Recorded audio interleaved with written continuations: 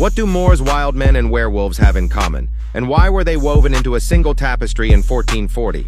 You're about to discover how one medieval work of art hides a racial worldview still echoing today. Created around 1440, likely in Strasbourg, this tapestry now hangs in the Museum of Fine Arts in Boston. It's more than decoration. It's a symbolic map of race, religion, and fear. At the close of the Middle Ages, Europe was confronting decline and rediscovery. Covered in hair, walking on all fours, and devouring raw flesh, the wild man was Europe's vision of what it meant to fall from God's grace. He wasn't just beastly, he was a warning. This is what happens when civilization collapses. Unlike the noble savage trope of later centuries, the medieval wild man was rarely romanticized. He ate uncooked meat, had no language, and lived outside law and baptism. He symbolized the ever-present fear that sin, madness, or wilderness could strip a man of his humanity. This creature appears across folklore not just as a myth, but as an allegory, a fallen European rather than a foreign threat. And his bestial qualities, his hunched movement, his growling, his isolation, linked him closely to the terrifying legend of the werewolf. In medieval France and Germany, werewolves weren't just stories, they were prosecuted. The wild man of Wolfenbüttel refers to a figure associated with German folklore and early modern European court culture, particularly from the Duchy of Brunswick-Wolfenbüttel, a principality in what is now Lower Saxony, Germany. The wild man wasn't just a myth, he was kin. Petrus Gonsalves, born in Tenerife in the 16th century, exhibited a rare hereditary condition known today as hypertrichosis. He and his children were welcomed into European courts but never quite seen as equals. Despite their nobility, they were categorized as curiosities, living symbols of Europe's own deep memory. During the colonial and Victorian eras, others like them appeared in both Europe and America. Frau Farini, a Laotian girl, was marketed as the missing link. Jojo the dog-faced boy, or Fedor Jeftichu from Russia, was exhibited by P.T. Barnum. These were Europeans and colonial subjects cast into a role, the wild man reborn under the guise of science and spectacle. For Europeans, the wild man was not some distant mythological creature. He was a remembered ancestor, a projected image of what one might become, or perhaps once was. The stories, the images, and the fascination with hairy bodies weren't just exoticism. They were a mirror to a time before the civilizing mission, a time when Europe had to reckon with its own reflection. This is why the wild man reappears again and again, not as the other, but as a haunting double, a kinfolk cast out and then consumed by court circuses and curiosity cabinets alike.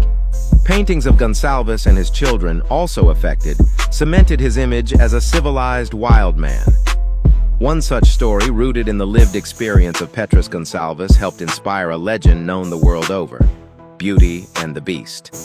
Gonsalves, educated and married into French nobility despite his appearance, was a real-life man who embodied the tale's essential message, that beneath the beastly exterior was intellect, nobility, and humanity.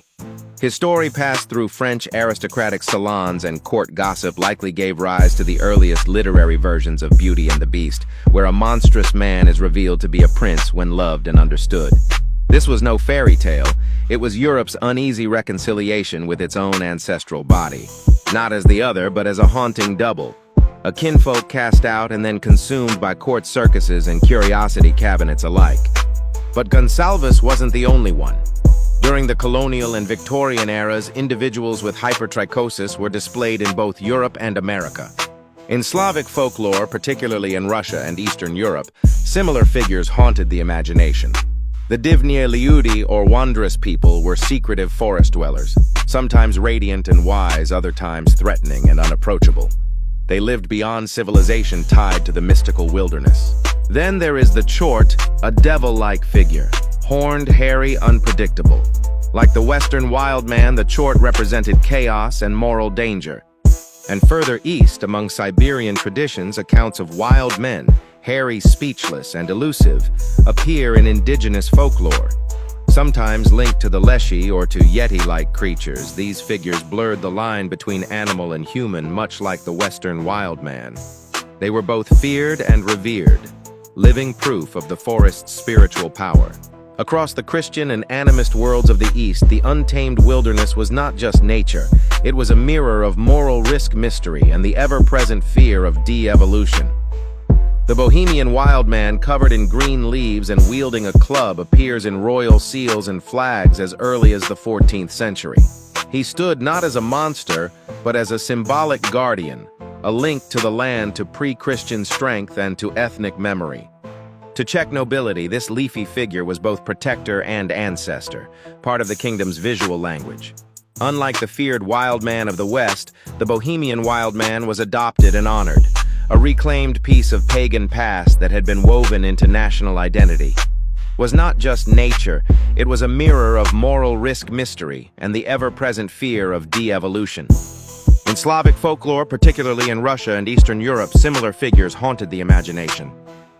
But opposite the wild men were the Moors, refined, powerful, and independent. Wild men were accused of the ultimate taboo, eating human flesh. Historically, so-called civilized Europeans actually practiced ritual cannibalism. From the 12th to the 18th centuries, European doctors prescribed mumia, powdered Egyptian mummies, as medicine. Ground human remains, often taken from Muslim or African graves, were sold in apothecaries across Europe. Even royalty partook. King Francis I of France reportedly carried mummy powder with him to heal bruises. Clergy, physicians, and nobles saw this corpse consumption not as savage, but as scientific. As historian Richard Sugg put it, the real cannibals were not the imagined savages, but those who believed themselves most civilized.